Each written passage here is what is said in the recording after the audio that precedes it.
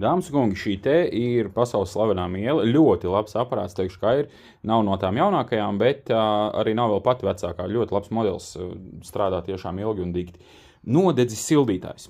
Re, kur ir nodegušais sildītājs, sit uz korpusu un viss beigts. Mielēm sildītāji ir ļoti kvalitatīvi un nodeg ļoti, ļoti reti. Kāpēc ir nodedzis šis sildītājs?